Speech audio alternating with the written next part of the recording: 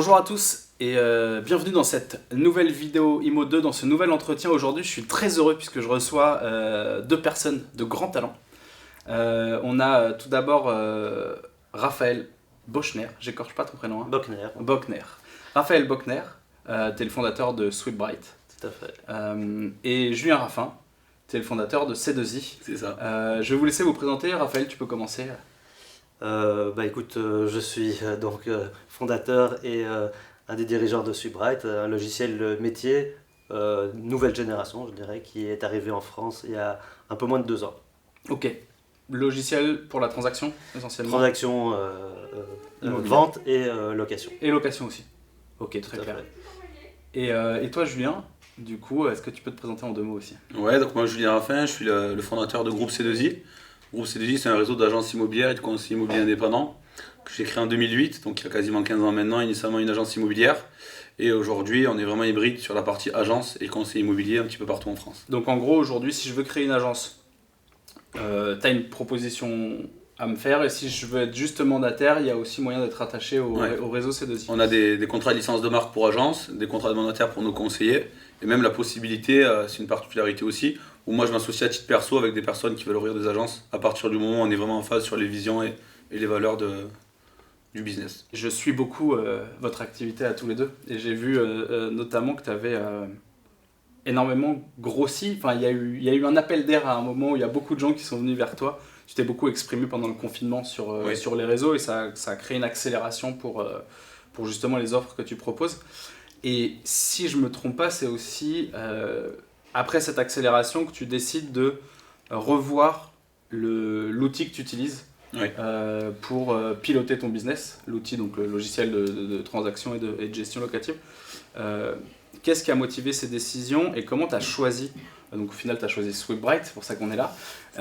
Mais qu'est-ce qui t'a donné envie de choisir ce logiciel et qu'est-ce que tu as regardé en premier lieu? Nous, ce qui s'est passé, comme tu dis, c'est qu'en gros, pour situer la chose, on était jusqu'en janvier 2019 3 à l'agence. Donc j'avais une agence tradi, je faisais la prod avec deux autres personnes. On est passé à 29 fin 2019 et à la fin du confinement, un an après, on était 150. Ok, ouais, donc grosse accélération. Voilà, pour donner un petit peu une idée des chiffres et des enjeux, il a fallu passer, on va dire, de quelque chose qui était très bon, très bon artisanal à quelque chose qui doit devenir bon industriel. Donc il a fallu recruter, il a fallu changer des outils, il a fallu processiser. Et la problématique centrale d'une agence immobilière ou d'un réseau de mandataires, c'est son CRM. Ouais. Donc il a fallu se pencher sur la question du CRM.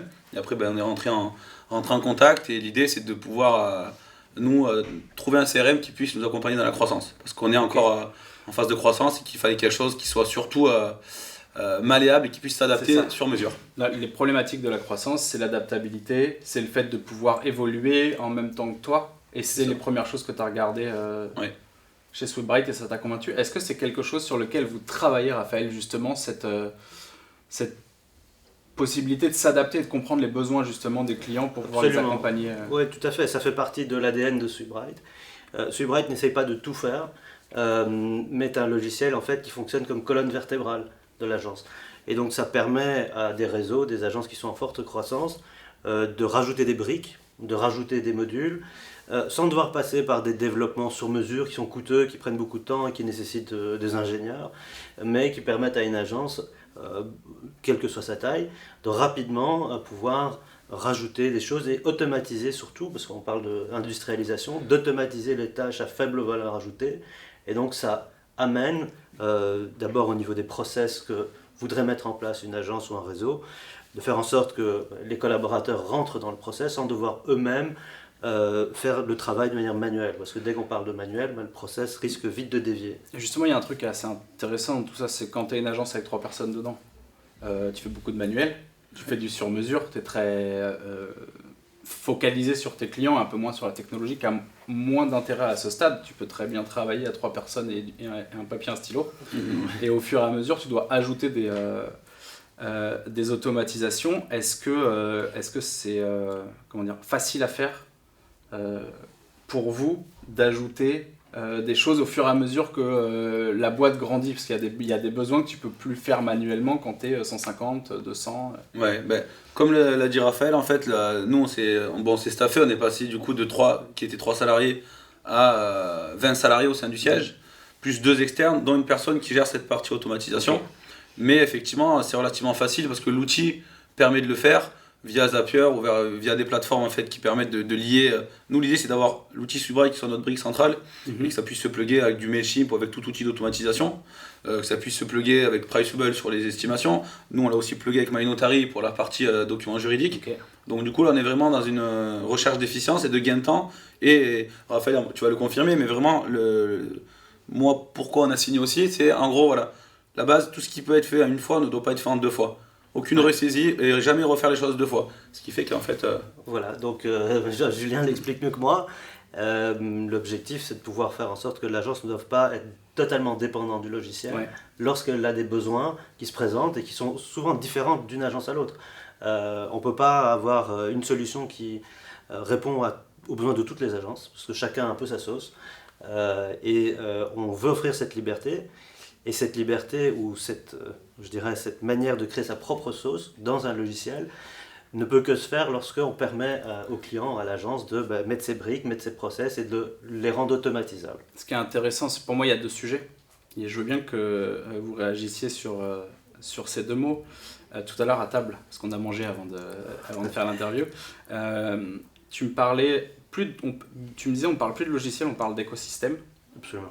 Et j'ai ressenti, et deuxième chose, et c'est peut-être plus toi qui vas répondre sur ce deuxième mot sur lequel je veux que tu réagisses, ce qui est important, c'est l'autonomie. Qu'est-ce que tu peux me dire ce que tu voulais dire par écosystème à la place de logiciel ? Oui, aujourd'hui, je pense qu'on ne peut plus réfléchir en tant que logiciel.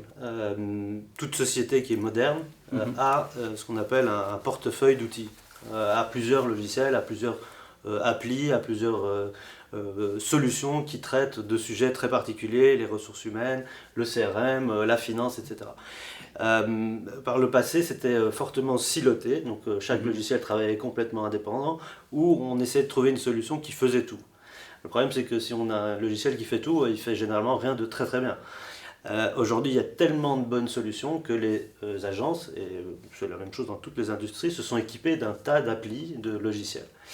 Et donc, quand on prend toutes ces applications, on a un écosystème. Sauf que pour que l'écosystème fonctionne, il faut que les applis se parlent, échangent de la donnée et puissent fonctionner de manière très efficace entre elles. On évite la double saisie, comme il disait. La double saisie, l'automatisation et ainsi de suite. Mais donc, Subright a pour ambition de fonctionner comme colonne vertébrale de cet écosystème et qui permet donc de rajouter des briques aux besoins. Et justement, ces briques rajoutées, tu as la sensation de pouvoir le faire en autonomie.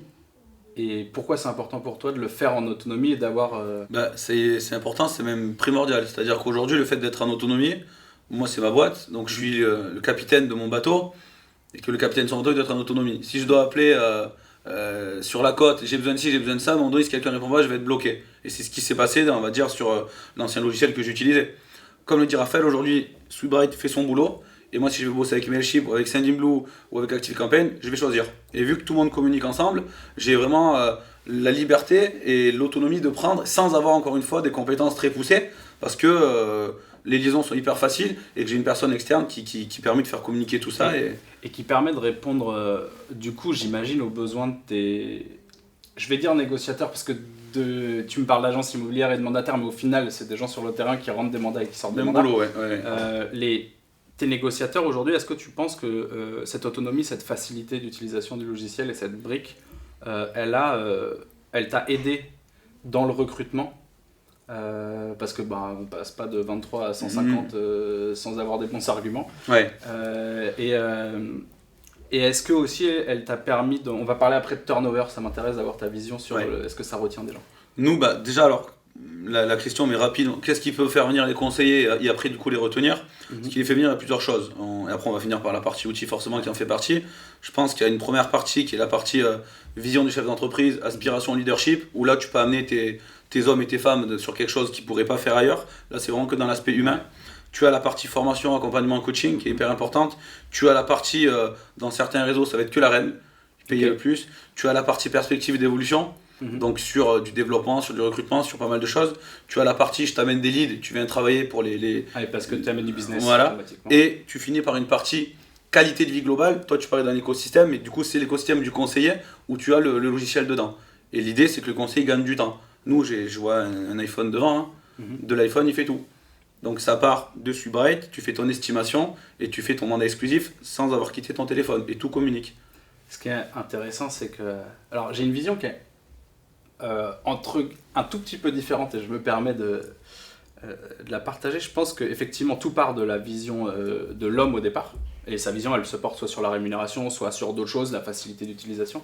Et pour moi, l'outil ne fait que refléter cette vision. C'est-à-dire que tu dis des choses, mais à un moment, tu te connectes tous les jours au même outil. Et si l'outil ne dit pas la même chose, ou il ne te permet pas de faire la même chose que ce que l'homme dit, eh ben, ça fausse le discours. Est-ce que vous, c'est quelque chose sur lequel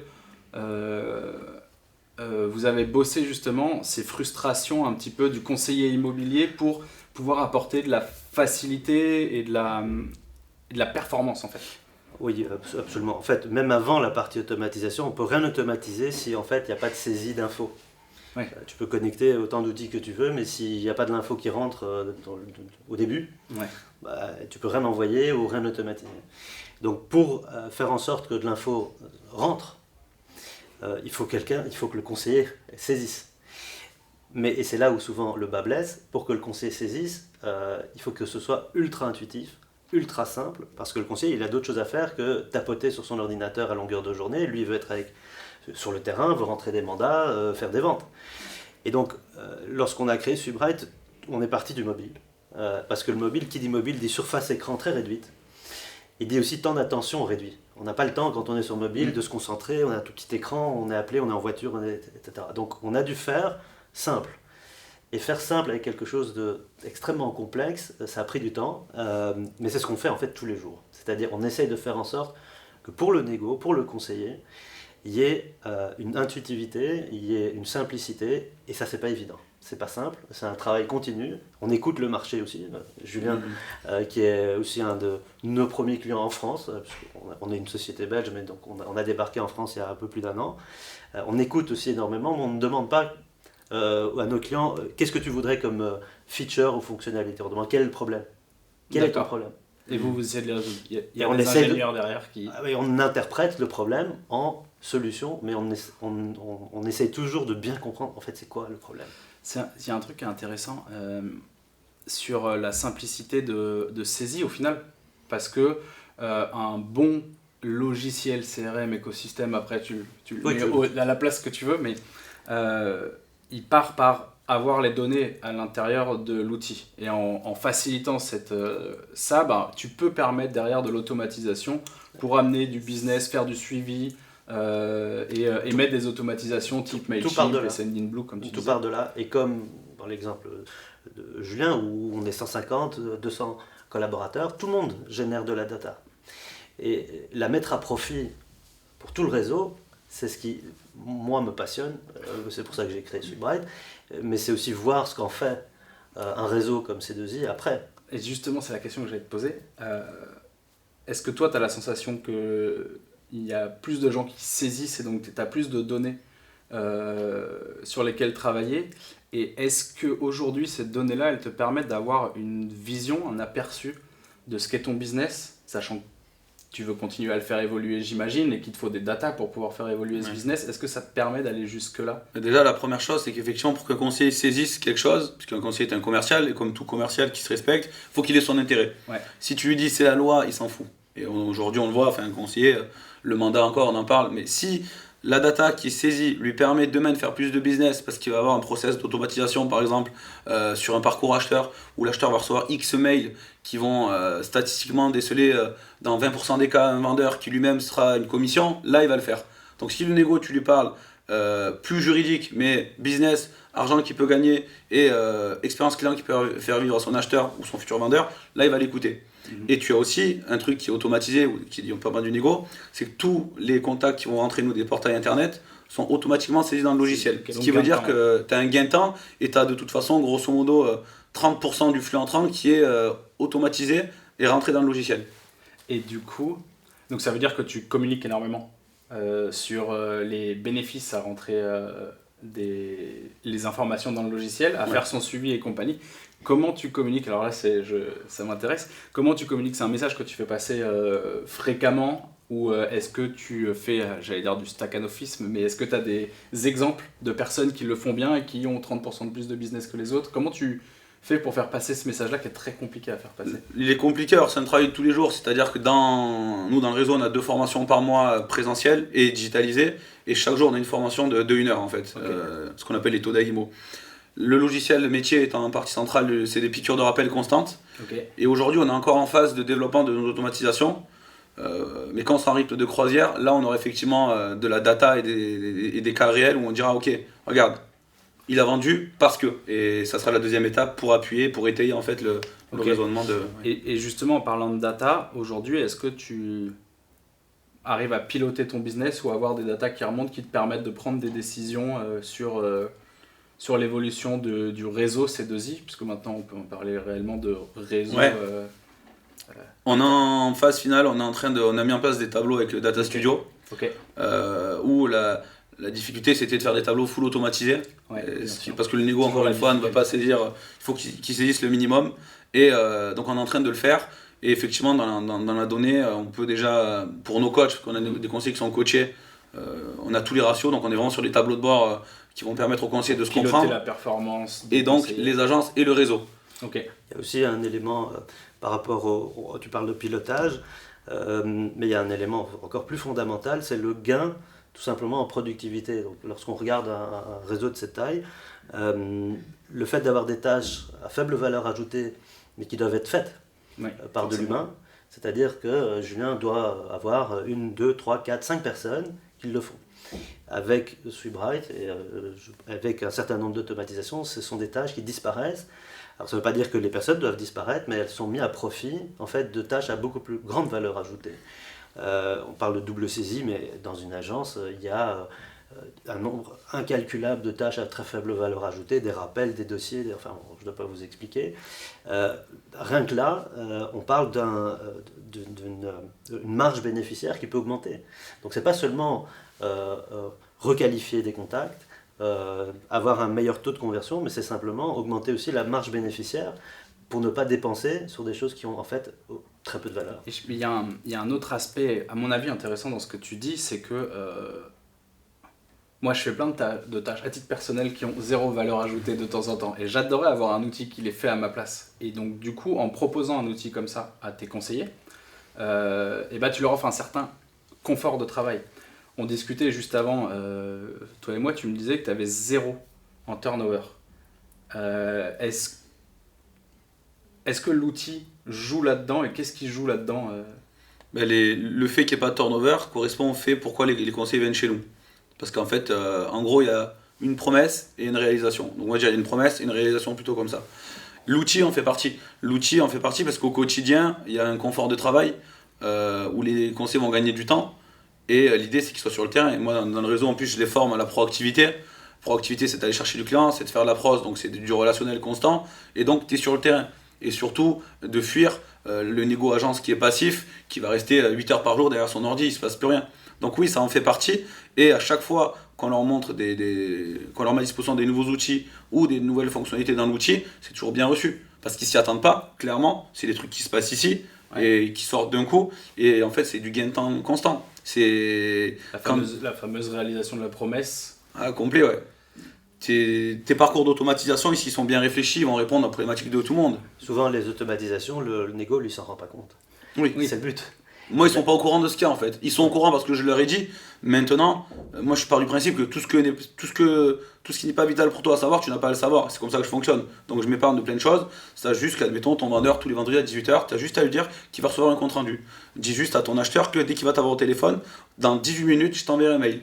Et en fait, à partir du moment où tu vas raconter l'histoire d'après, comme c'est l'ordinateur qui le fait, il n'y a plus d'erreur humaine possible. Et en fait, on corrige toute l'erreur humaine. Parce qu'effectivement, j'ai dit à mon vendeur, je ferai un truc ce soir, mais j'ai une grosse journée, j'ai une offre, j'ai un notaire pas prévu, et je vais pas le faire. Pas que je suis méchant ou mauvais. La qualité. Et c'est la qualité. Ben, en fait, à partir du moment où tu es processisé, que tu es automatisé, tu as une qualité qui est quasiment. Ta promesse à 100%, elle est réalisée en fait. Dans ce qui ne nécessite pas de sur-mesure. Dans tout ce qui sont entre guillemets des besoins, envoyer son compte rendu en vendeur, envoyer une confirmation de rendez-vous, ce genre de choses, il y a un gain de temps qui est énorme. Et du coup, tu sais que si jamais tu changes d'outil ou tu changes de crèmerie, parce que du coup les deux sont liés, et bah, tu vas perdre ce confort-là et tu vas revenir sur des tâches à faible valeur ajoutée pour pouvoir faire ton business. Il y a quelque chose de très intéressant dans ce que tu disais, c'est la valeur ajoutée du professionnel de l'immobilier, elle est d'être sur le terrain, elle n'est pas de se cacher derrière un ordinateur pour faire des choses. Et je vais finir avec cette question parce qu'elle m'intéresse. Après, j'ai toujours une question de fin, mais avant, je voudrais te poser une question. Est-ce que vous avez des stats ou est-ce que ce serait pas intéressant de faire des stats sur temps passé avec l'outil ouvert vs le nombre de données remplies? Parce qu'en fait, plus il y a de données dans le logiciel, c'est-à-dire plus il y a de business derrière, parce que chaque contact, c'est du potentiel business demain, chaque contrat, chaque compte rendu envoyé, c'est du potentiel business.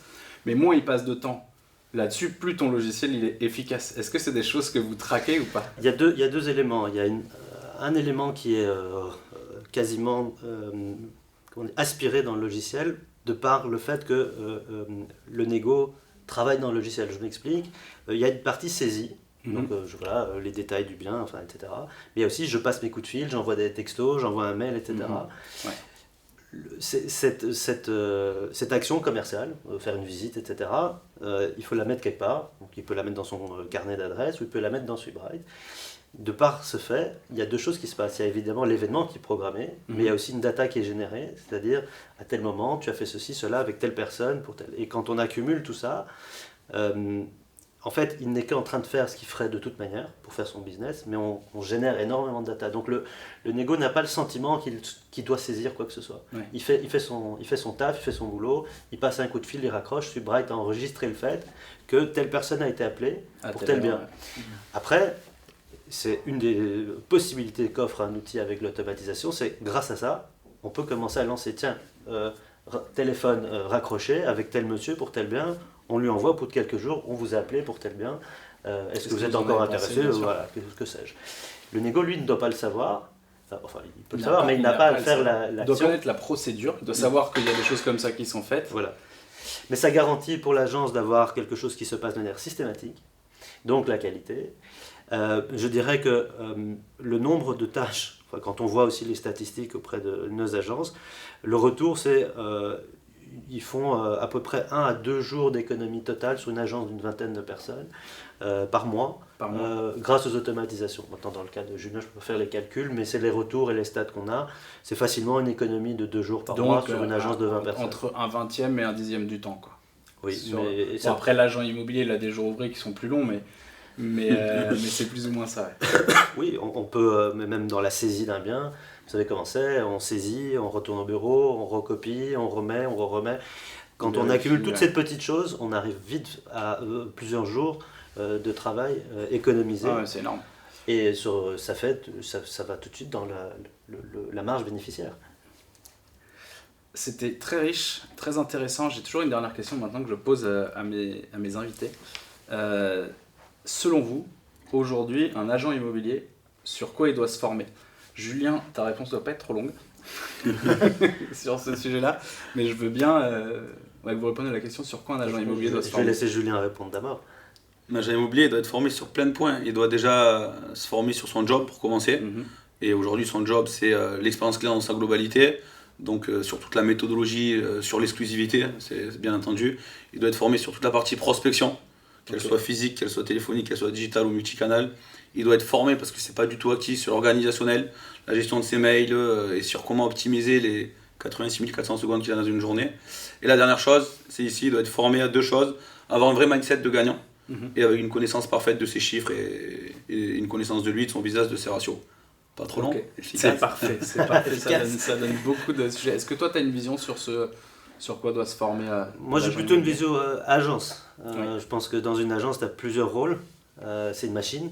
Il y a des négos qui vont rentrer des mandats, des négos qui vont sortir, on a l'équipe support, les assistantes, enfin que sais-je, mais c'est une machine. Pour moi, ma vision c'est que cette machine, elle doit fonctionner de manière ultra efficace et dans un monde où les agences sont de plus en plus en compétition les unes avec les autres, dans un contexte où le marché va devenir difficile avec les taux qui remontent. Ce qui est capital, c'est à nouveau cette efficacité, parce que sinon on ne gagne pas d'argent. on reste quand même dans un domaine où le but c'est de gagner sa vie, de faire du bénéfice. Et donc il ne faut pas que ce bénéfice parte dans des choses à des futilités. Ok. Voilà, ça c'est ma vision. Donc l'agence immobilière doit tout faire pour être le plus efficace possible. Absolument. Et l'agent immobilier sur le terrain doit se former sur énormément de choses du métier, notamment toute la partie commerciale et la partie mindset. Merci beaucoup pour le temps que vous nous avez accordé. Et je vous dis à très bientôt sur Imo2. Et n'hésitez pas, si vous avez des questions que j'ai oublié de poser, à les mettre en commentaire parce que le temps est limité et on a toujours des gens très intéressants ici. Donc n'hésitez pas, merci à vous et merci à vous deux surtout. Merci. Ciao.